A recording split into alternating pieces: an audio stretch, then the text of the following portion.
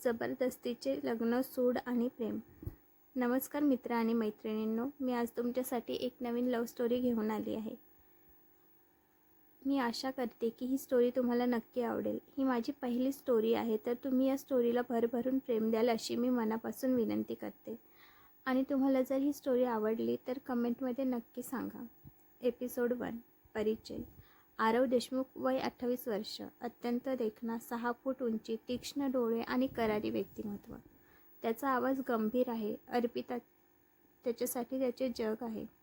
आरोही भोसले, वय 20 वर्ष, गोरी पान, चंचल, लांब केस, जीन्स आणि कुर्ता घालणारी, बिंदास पण मनाने कोमल आहे. अर्पिता 26 वर्ष, साडी नेसणारी, कपाळावर छोटी टिकली, शांत आणि समंजस, तिचे हास्य सर्वांना मोहून टाकणारे आहे. शीतल, शांत, डोळ्यात कमालीची माया, तिचे व्यक्तिमत्व अतिशय संयमी आहे. दृश्य 1. पाऊस, रस्ता आणि किंकाळी. विजांचा कडकडाट होतो. 17 वर्षाची आरोही गाडीच्या मागच्या सीटवर बसली आहे. तिचे बाबा प्रताप गाडी चालवत आहेत आणि आई वैष्णवी बाजूला बसली आहे. तिघेही हसत खेळत आहेत. आरोही बोलते, बाबा घरी जाऊन आपण आईला गरमागरम समोसे करायला सांगूया. बाबा बोलतात, हो ग, मी पण खूप दिवस झाले वैष्णवीच्या हातचे समोसे खाल्ले नाहीत. बनवशील ना वैष्णवी? वैष्णवी बोलते, हो बनवणार ना. बनवावं तर लागणारच ना. तुम्ही दोघं बापलेकींनी फरमाईश केली आणि मी पूर्ण केली नाही, असं आजपर्यंत कधी झालं आहे का? असं तिघेजण मस्ती करत असतात.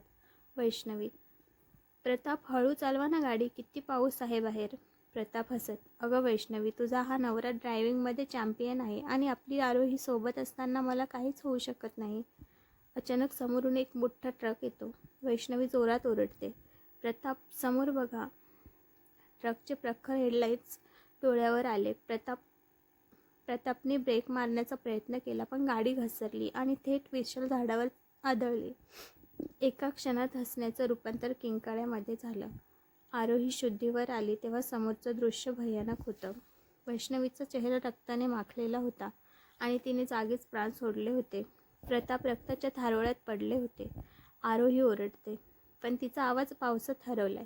काही लोक त्यांना हॉस्पिटलमध्ये घेऊन जातात. दृश्य 2. हॉस्पिटलचा ICU विभाग. आरोहीचे रडून रडून डोळे लाल झाले आहेत. प्रताप मरणाशी झुंज देत आहेत.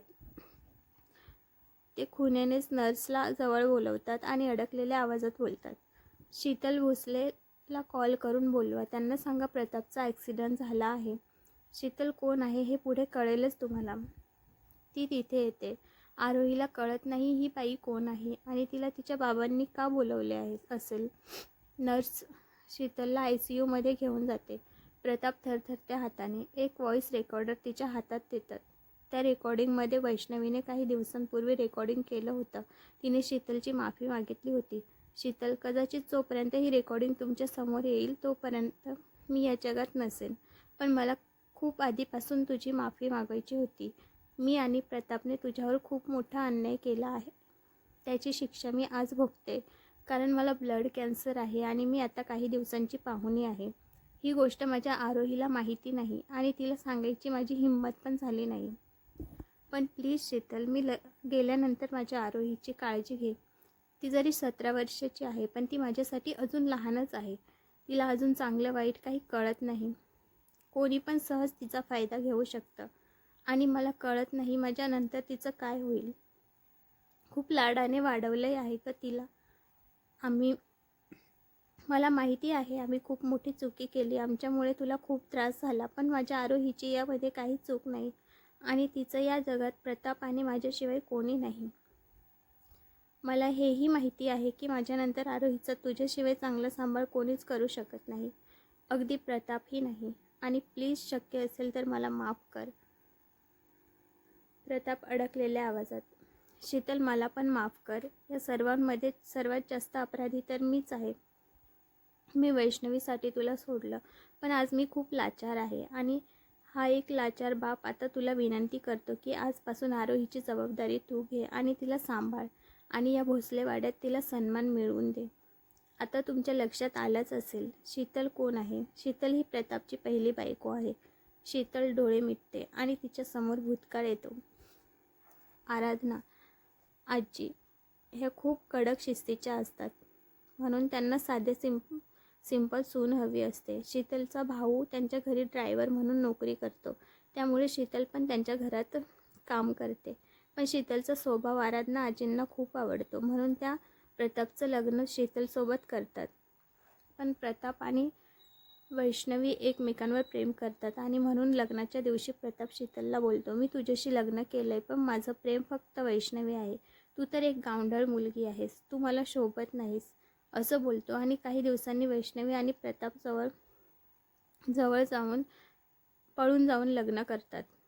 वैष्णवी प्रताप घर सोडून गेल्यानंतर आराधना आजी तिची जबाबदारी घेतात आणि स्वतःकडे ठेवून घेतात. पण शीतलला कोणीच मान देत नाही.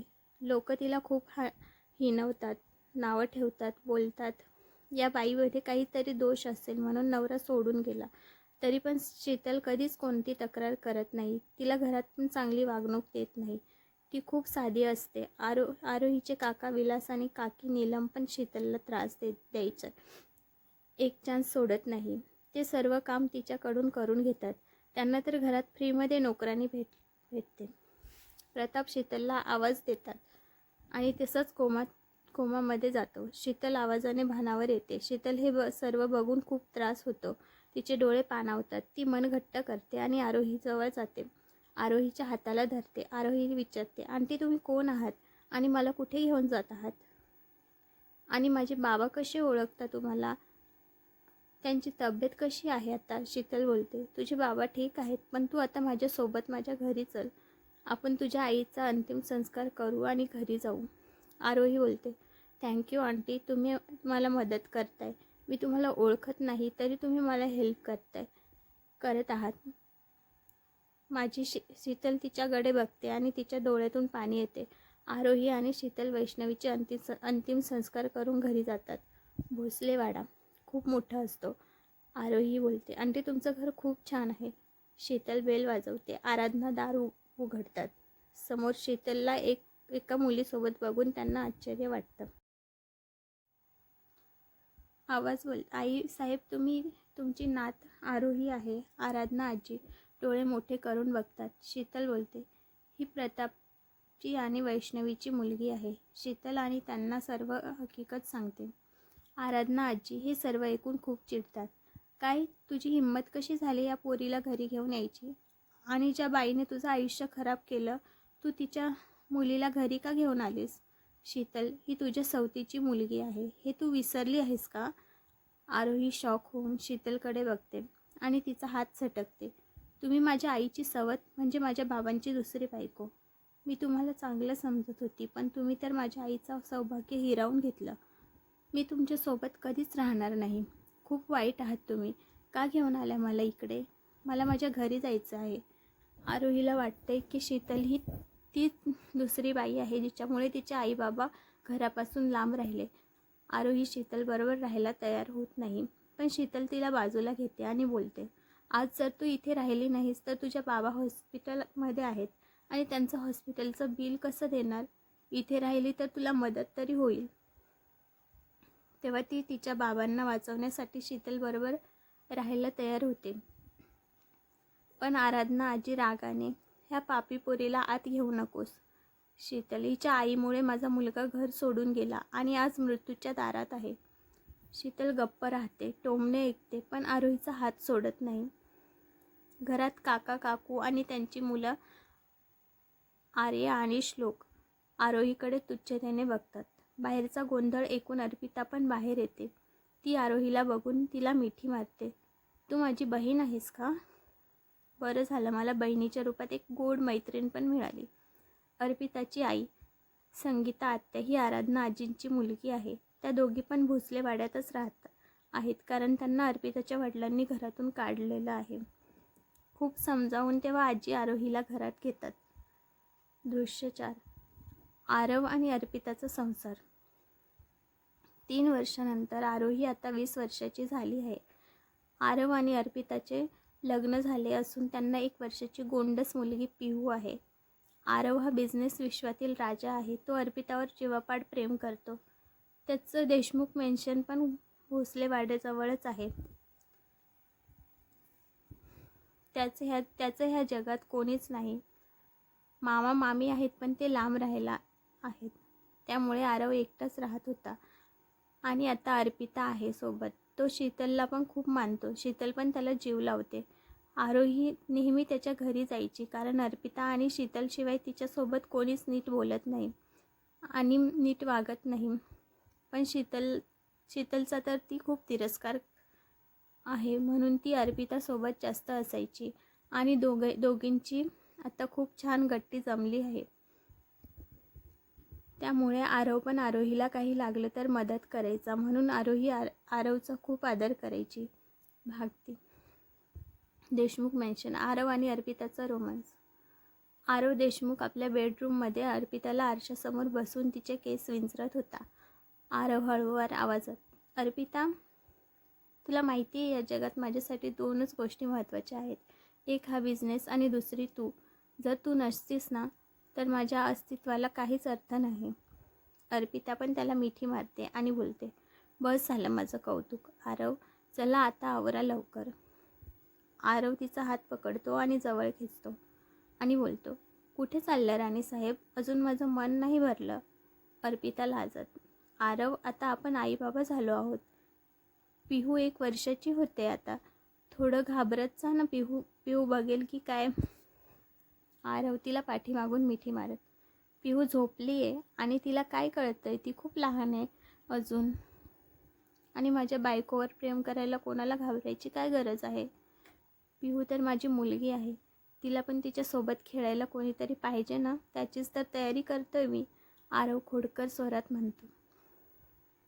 अर्पिता, आरव, काय हे तुमचं नेहमीचं असंच छेडत असता मला. आरव बोलतो, छेडतो कुठे? मी प्रेम करतो माझ्या बायकोवर. खरं सांगू अर्पिता, तुझं हे हसणं, खुश राहणं हेच माझं जग आहे. तेवढ्यात आरोही तिथे येऊन धडकते आणि डोळ्यावर एक हात ठेवत खोटं खोकत आणि दरवाजा ठोठावते. सॉरी, मी काही नाही बघितलं. अर्पिता आरवला बाजूला ढकलते आणि बोलते, आरोही, ये ना आत. अगं, ते माझ्या डोळ्यात कचरा गेला होता ना, तेच काढत होते आरव. अर्पिता थोडं लाजतच बोलते. आरोही, हो बघितलं ते मी. बरं ते जाऊ द्या. आरव सर, तुमचा दोघांचा रोमांस झाला असेल तर तुमच्या बायकोला मी घेऊन जाऊ शकते का? आरव, कुठे जायचं आहे तुम्हाला? आरोही, दीदी, माझ्यासोबत शॉपिंगला जायचं आहे. तुम्ही तिला सोडणार आहात की नाही? आरव हसून, सालीसाहेब, आज आमची सुट्टी आहे, पण ठीक आहे, तू म्हणतेस तर तुम्ही दोघी जा, पण अर्पिता नीट सांभाळून जा. मला तुझी काळजी वाटते. आरोही, डोंट वरी सर, मी आहे ना तिचा बॉडीगार्ड. आरव हसतो, घेऊन जा सालीसाहेब, परवानगी आहे. फक्त माझ्या बायकोला सुखरूप घरी पोहोचवा म्हणजे झालं. दृश्य 5. तो दुर्दैवी अपघात. अर्पिता आणि आरोही मॉलमध्ये शॉपिंग करून घरी जायला निघतात. तेवढ्यात अर्पिता बोलते, आरोही, आपण बाहेर आलोच तर चल ना मंदिरात जाऊन येऊ. बरेच दिवस झाले मी मंदिरात नाही गेली. आरोही पण तयार होते. त्या दोघी शहराबाहेर एका मंदिरात जायला निघतात. अर्पिताला अचानक ड्रायव्हिंगची हुकी येते. तिला ड्रायव्हिंग येत नाही आणि आरोहीला चांगली ड्रायव्हिंग येते, म्हणून अर्पिता आरोहीला बोलते, अर्पिता, आरोही, मला ड्रायव्हिंग शिकव ना प्लीज. मला आरवला सरप्राईज द्यायचे आहे. आरोही काळजीत, दीदी नको ना, रस्ता खूप खराब आहे, तुला नीट जमत नाही आहे. अर्पिता खूप हट्ट करते, म्हणून आरोही तिला थोडं वेळ शिकवते. अर्पिता गाडी थांबवते आणि आरोहीला बळजबरी खाली उतरवते. अर्पिता, तू इथेच थांब, मी फक्त तो समोरचा राऊंड मारून येते. मला एकटीला कॉन्फिडन्स हवा आहे ना. प्लीज गा आरोही. आरोही, दीदी नको, रस्ता खूप खराब आहे, मी सोबत येते. तरी अर्पिता ऐकत नाही. आरोही नाही म्हणत असतानाही अर्पिता गाडी वेगाने पुढे नेते. थोड्या अंतरावर गेल्यावर अचानक एक वळण येते. अचानक गाडीचा तोल जातो. पुढे मोठी दरी येते आणि गाडी दरीत पडायला लागते. दृश्य 6. दरी आणि शांतता. आरोही मागे पळत येते. दीदी थांब, पण ती पोहोचण्यापूर्वी गाडी दरीत कोसळते. एक मोठा आवाज होतो. आरोही दरीच्या काठावर उभी राहून खाली बघते. गाडीने पेट घेतलेला असतो. आरोहीला धक्का सहन होत नाही. तिचे डोळे पांढरे होतात आणि ती चक्कर येऊन तिथेच पडते. आरोपाचे वादळ आणि जबरदस्तीचे लग्न. दृश्य हॉस्पिटल आणि आरवचा रुद्र अवतार. अर्पिताचा मृत्यू झाला आहे हे ऐकून आरव वेड्यासारखा होतो. तो ढसाढसा रडतो. तिथे अर्पिताची आई आरोहीची आत्या येते आणि आरवचे कान भरते. आत्या मोठ्याने रडतात. आरव, हे सर्व आरोहीने केलंय. तिला अर्पिताचं सुख बघवलं नाही. तिनेच तिला बळजबरी ड्रायव्हिंग सीटवर बसवलं असेल. तिला माहिती होतं अर्पिताला ड्रायव्हिंग येत नाही.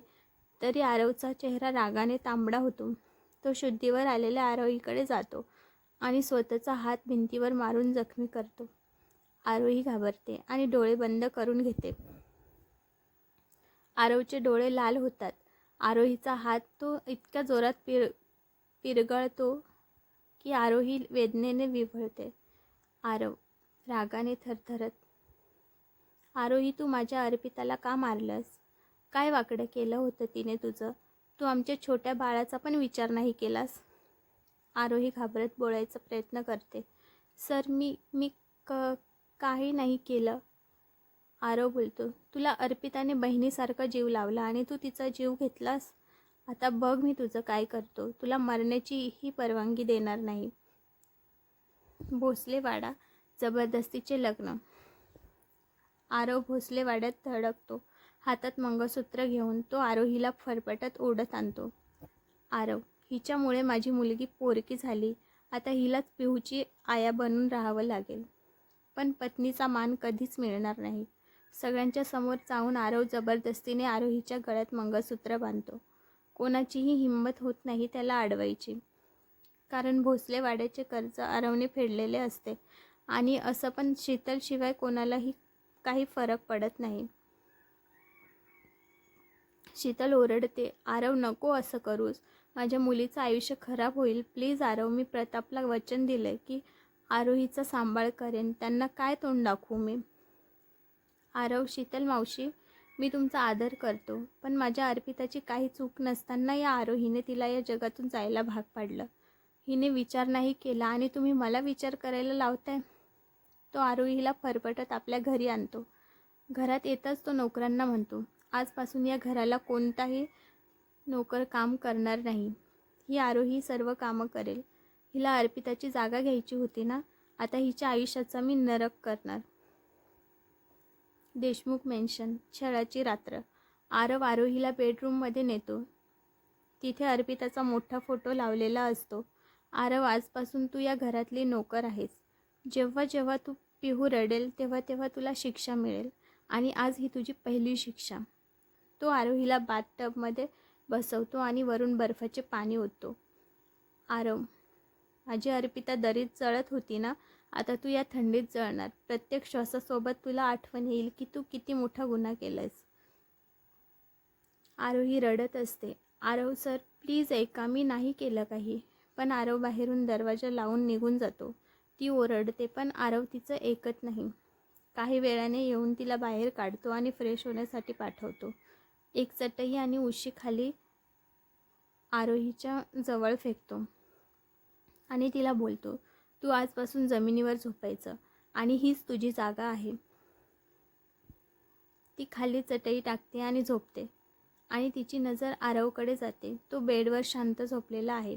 किती निरागस वाट झोपेत, पण उठल्यावर राक्षस होतात. आरोही मनात म्हणते, आरव सर, तुमचा तिरस्कार मी सहन करेन. कारण अर्पिता दिदी माझी पण बहीण होती आणि तिच्या मुलीची काळजी मला पण आहे. माझ्याकडून होईल तशी पिहूचा सांभाळ करायचा मी मनापासून प्रयत्न करेन. पण आता मी तुम्हाला तुमची सावली बनून सांभाळेन. मला माहिती आहे तुम्ही वाईट नाही. हे सर्व तुमचं दिदीवरचं प्रेम आहे. ते असं वागायला भाग पाडते म्हणून असं वागतंय. आणि पिहूची पण काळजी आहे तुम्हाला. आणि त्यात आत्याने माझ्याबद्दल जे विष तुमच्या कानात टाकले त्यामुळे तुम्हाला गैरसमज झाला. पण मी माझ्यावरचे आरोप चुकीचे आहेत ते मी सिद्ध करून दाखवेन. तितक्यात पिहूचा रडण्याचा आवाज येतो. आरोही धावत जाते, पण आरव तिला अडवतो. पिहू रडते. तू तिच्याजवळ नको जाऊ. पण तिला काय पाहिजे ते काय काय नाही तुला नाही कळणार. अर्पिताच्या आईला बोलव. आरोही, मी पिहूला सांभाळू शकते सर. आरव रागात, जर माझ्या मुलीला तुझ्यामुळे काही झालं तर मी तुला सोडणार नाही. आरोही पिहूला उचलून घेते आणि पिहू शांत होते. आरोही तिला दूध पाजते आणि झोपवते. पिहू आरोहीच्या मांडीवर शांत झोपते, जणू तिच्या आईच्या मांडीवरच झोपली आहे. ते बघून आरवला आश्चर्य वाटतं की आरोही जवळ जाऊन पिहू शांत कशी झाली. लगेच कारण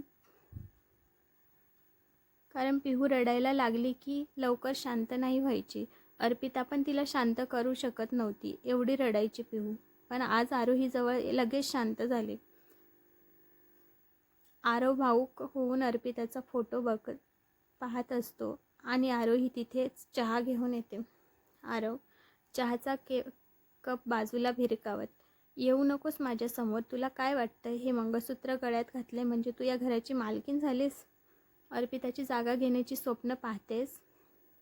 आरोही डोळ्यात पाणी आणून, आरव माझं ऐकून तर घ्या. अर्पिता माझी फक्त आत्तेबहीण नव्हती, माझी एकमेव मैत्रीण पण होती.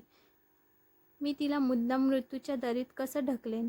आरव तिचा हात जोरात पकडत, गप्प बस. तुझ्या त्या खोट्या आसवांनी मला फरक पडत नाही. माझी 1 वर्षाची मुलगी आज आई विना रडते, त्याला जबाबदार फक्त तू आहेस.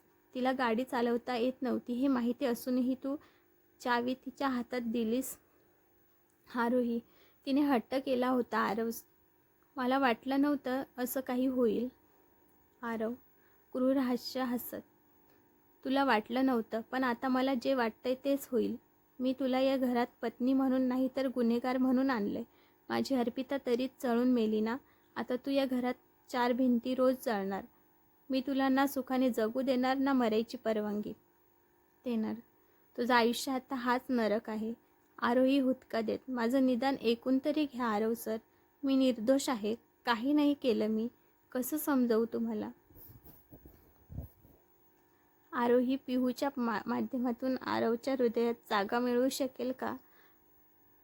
प्रेक्षक मित्रांनो, तुम्हाला ही कथा कशी वाटली? आरोहीचा हा लढा यशस्वी होईल का, हे जाणून घेण्यासाठी माझ्या चॅनलला नक्की सबस्क्राईब करा आणि बेल आयकॉनवर क्लिक करा. धन्यवाद. तुम्हाला या स्टोरीचा पुढचा भाग वाचायचा आणि ऐकायचा आवडेल का?